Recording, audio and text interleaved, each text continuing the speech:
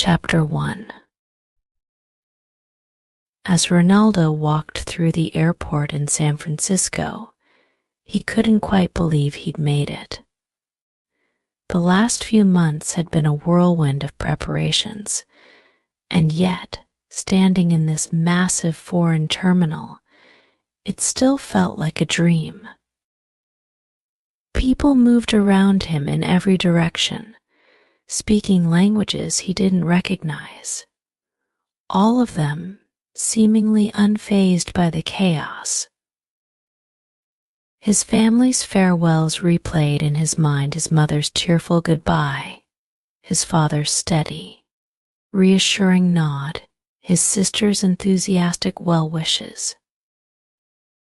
His stomach twisted with excitement and nerves, but deep down, he knew this was what he wanted, or at least what he thought he wanted. "Welcome to America," Sir, the immigration officer had said, snapping him out of his thoughts. He had smiled and nodded, holding on to those words like a ticket to something larger than life. He had taken his first steps outside the airport and found himself on the bustling streets of San Francisco. The air was brisk, different from the thick humidity of India, and each breath felt like an introduction to a new world. The tall buildings around him, each uniquely towering into the sky, reminded him of the dreams he'd kept tucked away since he was a child. But his initial excitement gave way to a sudden pang of loneliness as he settled into his apartment that first night. He sat on the edge of his bed, looking around the tiny room that felt far too quiet, far too empty. The silence was unfamiliar, unsettling. Back home, there was always noise, voices, laughter, someone moving about. Here, he was alone, truly alone, and for the first time he questioned his decision. Was this really what he wanted? Was he ready for everything he'd left behind? Chapter 2. The next morning, eager to explore, Ronaldo decided to get a coffee. Simple enough, he thought, stepping into the first coffee shop he saw. But as he reached the counter, he was met with a long list of choices, words he didn't even recognize. He glanced around, noticing the customers behind him waiting impatiently. Coffee," he stammered, his accent thick, his nerves fraying. The barista gave him a patient smile, but continued to ask questions about sizes, flavors, additions. He finally nodded to black coffee, which seemed to be the easiest choice. When he took his first sip, he nearly choked on the bitterness. This wasn't the coffee he knew. But he smiled and sipped, determined to blend in. Driving in the U.S. was another experience entirely. The very first time he tried, his palms were slick with sweat, gripping the steering wheel tighter than necessary. "Right side," he muttered to himself, focusing so intently that he missed the stop sign until a car horn blared beside him. The driver threw his hands up in frustration, and Ronaldo waved apologetically, feeling a fresh wave of embarrassment. He'd driven for years in India, but here, even the basics felt foreign. The adjustments were everywhere in the way people spoke, the casual way they exchanged pleasantries even with strangers, the vastness of the grocery stores. He found himself staring at price tags in disbelief, wondering how he could possibly afford to live here. Each small moment left him feeling like an outsider, but he reminded himself, again and again, that he'd come here for a reason. This was all part of the journey. He would adapt. He had to. Chapter 3. As the weeks went by, Ronaldo faced the hard reality of budgeting in a city that seemed designed to drain his wallet. Back home, he could easily get by on a fraction of what he now spent on basic groceries. He'd stood in the aisle one day, holding a loaf of bread, staring at the price. $5 for bread, he muttered, as if someone might step in and assure him it was a mistake. He quickly learned the art of finding discounts, hunting for the cheapest products, and avoiding luxuries. Eating out became a rare treat, each meal out costing what felt like a small fortune. He laughed to himself as he remembered dining out with friends in India, splitting meals and drinks without a second thought. Here, a simple dinner could eat into a large chunk of his weekly budget, not to mention the tipping culture that felt entirely alien to him. One evening, after eating out with a coworker, he hadn't left a tip, and the waiter had shot him a look of such contempt that he still remembered it with a pang of embarrassment. When he'd told his family about it, his father had chuckled, "Well, you're not in India anymore, son." He found himself sharing his apartment with a roommate, another young professional trying to make it in the city. Their shared space was cramped, but it made things affordable. Living the American dream. His roommate joked one night, toasting with a cheap beer. Ronaldo forced a smile. He hadn't yet figured out what his version of the American dream looked like. Chapter 4. Ronaldo had always been confident in his English after all. He'd studied it in school, used it in his professional life back in India. But American English? That was something entirely different.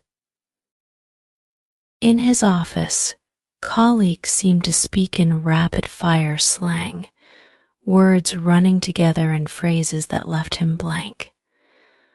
On his first day, a coworker had greeted him with, "What's up, Ronaldo?" had blinked, wondering if he'd missed some context.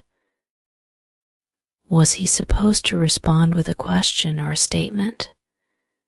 He'd nodded, offering a vague smile, but the uncertainty lingered. Conversations were filled with unfamiliar phrases, touch base, circle back, loop in, and he found himself making mental notes, trying to decode the lingo. Even small talk was a challenge. Back home, people rarely exchanged words with strangers, but here, the casual "how's it going" from a stranger on an elevator caught him off guard. He learned to smile, respond briefly, and even reciprocate, though it still felt strange. But each interaction was a learning experience. He jotted down new phrases, replayed conversations in his mind, and gradually his confidence grew. He reminded himself that every awkward moment, every misunderstanding, was just a step closer to feeling at home. Chapter 5. The homesickness crept in gradually, growing stronger with each passing day. Ronaldo would come home to his small, quiet apartment, and he'd feel a pang of longing for the noise and warmth of his family. He missed his mother's cooking, the way his father would discuss his day, his sister's laughter filling the house. Here, he had the cold hum of the refrigerator, the occasional sound of footsteps outside his door.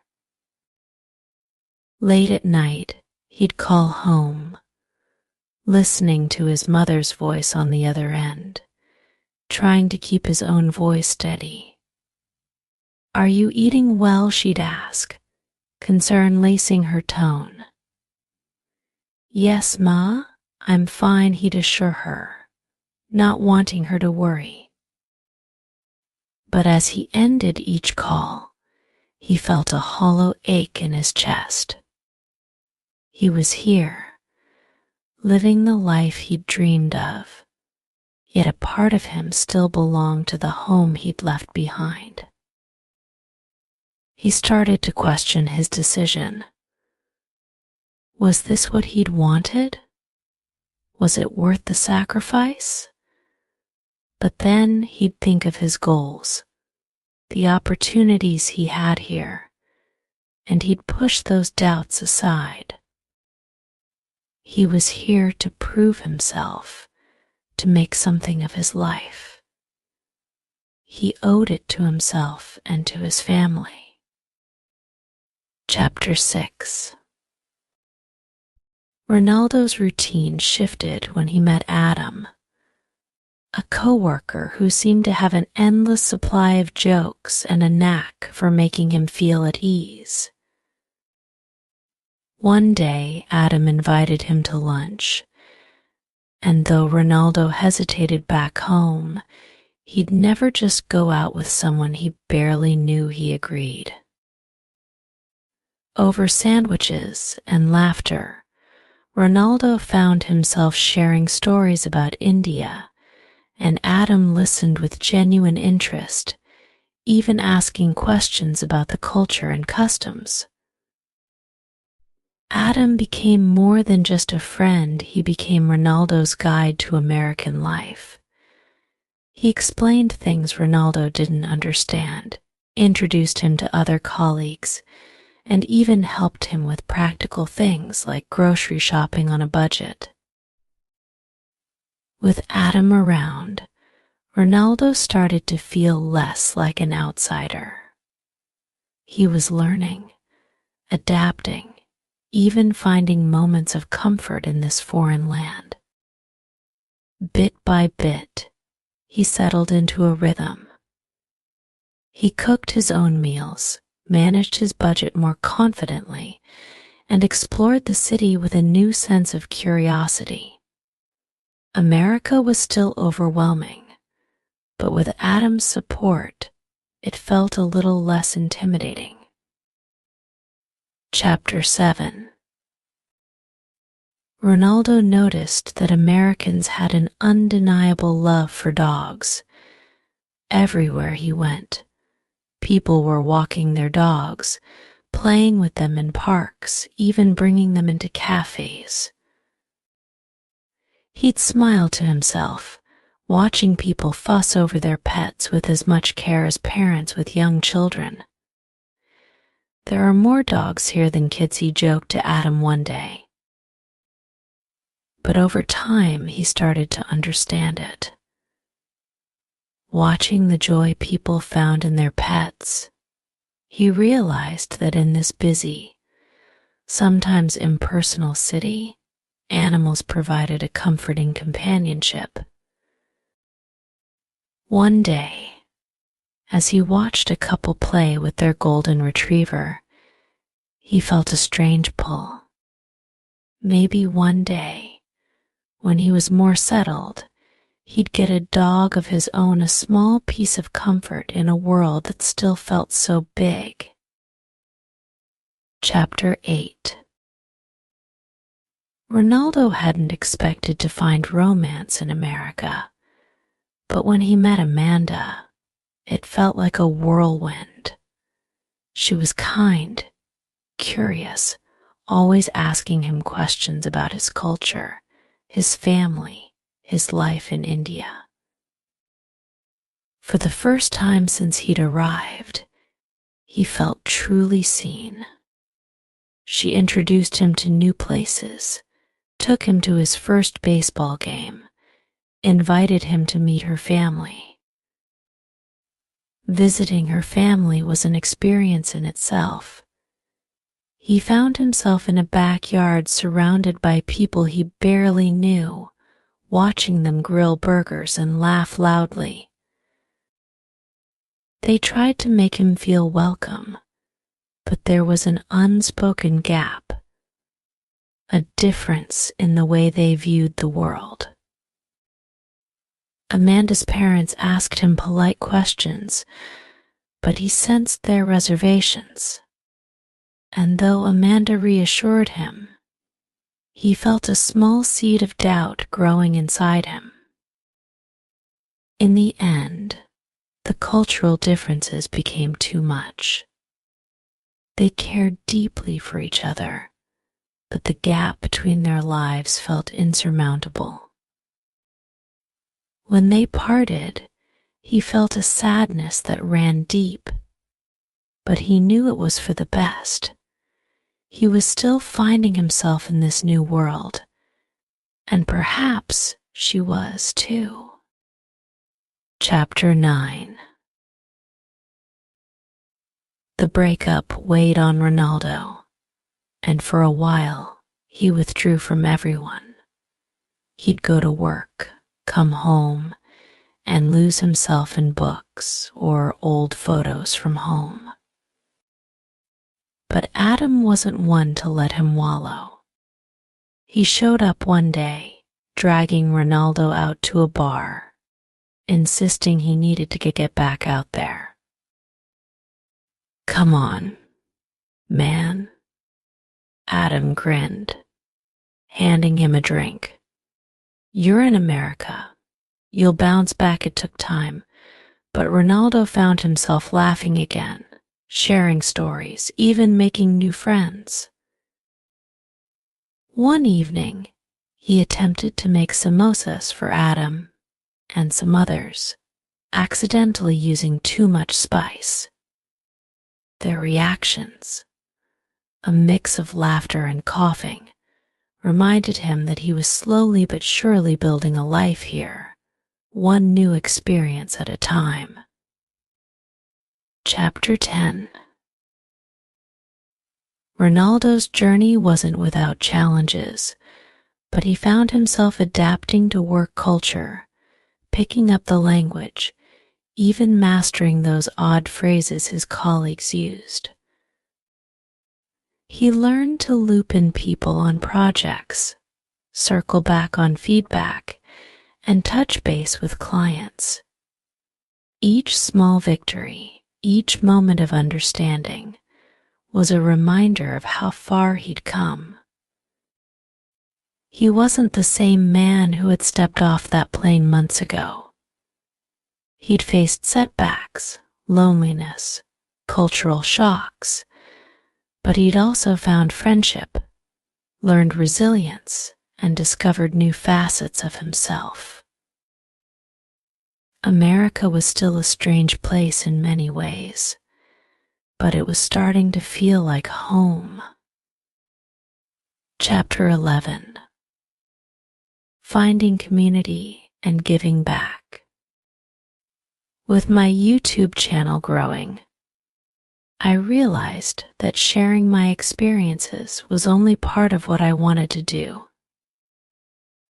I wanted to help people face the same struggles I had, and I found myself thinking more about creating a space for immigrants in the community to support each other. I spoke to Adam about it, and he was enthusiastic, offering to help me organize a community meetup. We decided on a nearby park with a gazebo where people could gather and share their stories. On the day of the meetup, I was nervous but excited. We had set up a few picnic tables with snacks, and I watched as people started to arrive: students, young professionals, even some older immigrants who had been in the US for decades. When I spoke to the group, I shared my journey, including the funny, the awkward, and the tough moments. To my surprise, people laughed, nodded, and even shared some of their own experiences. Some of them thanked me for creating a space where they could connect with others who understood what it was like to be new here. That day was the beginning of something bigger than I had anticipated. The meetups became regular, and they turned into a supportive community.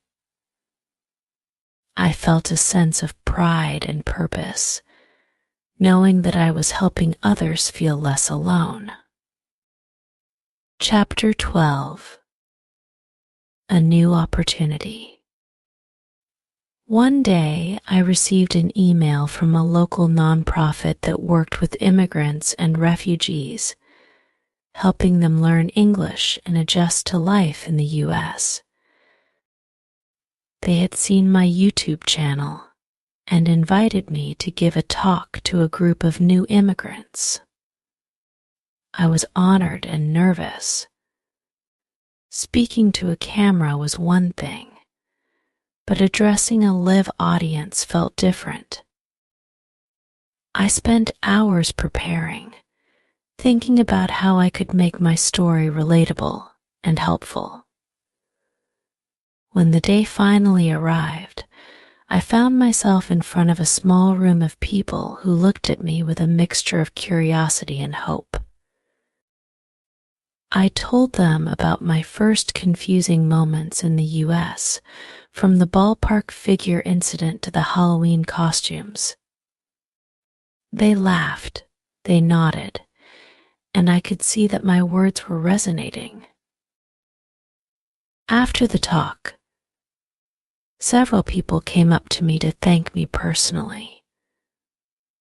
One young man, newly arrived from Vietnam, shared how he felt exactly like I had when I first arrived. Another woman from Colombia told me how much courage it gave her to see someone with an accent succeeding in America. These interactions moved me deeply. I knew I wanted to be part of something bigger to give back to the community that had given me so much. Chapter 13: A Dream of Home. As the seasons changed, I started feeling a deep sense of longing to reconnect with my roots. I realized that I had found a home in the US, but there was a part of me that missed India, my family, and the sounds and smells of home. I began planning a trip back, eager to share stories about my life in America with my family. When I finally returned to India, the reunion with my family was emotional. My parents were overjoyed to see me, and I felt a profound sense of gratitude. Sitting with them, sharing my stories, I realized how much I had changed and grown. My parents looked at me with pride, seeing the man I had become. During my visit, I also met up with old friends who were curious about my life in the US. They listened as I shared my journey, and many of them were surprised by how much I had adapted. One friend even joked, "You're practically American now," returning to the US. after my trip to India felt different. I came back with a renewed sense of purpose, understanding that my journey wasn't just about finding a new life, but also about honoring the one I had left behind. Chapter 14: Building a Future.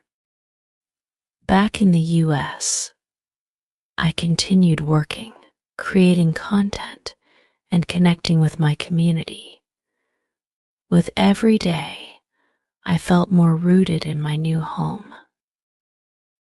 My English improved, and I felt comfortable in my skin, embracing both my Indian heritage and my American experiences. Adam and I even started talking about creating a podcast together, where we could share stories from different cultures, discuss challenges faced by immigrants, and explore the humorous side of cultural differences. Through my YouTube channel, my work with the nonprofit, and my community events, I realized that I was not just surviving, I was thriving. The once overwhelming cultural differences were now moments of growth, and I no longer saw myself as an outsider. I was part of something bigger, building a life that felt complete and true to myself. One evening, as I walked Max through the neighborhood, watching the sunset paint the sky, I felt a deep sense of peace. I had come so far from the nervous young man who had stepped off a plane, unsure of what lay ahead. The US had become a place where I found friendship, purpose, and a deeper understanding of myself. I was excited for the future, knowing that my journey was just beginning, and I was ready for whatever life had in store.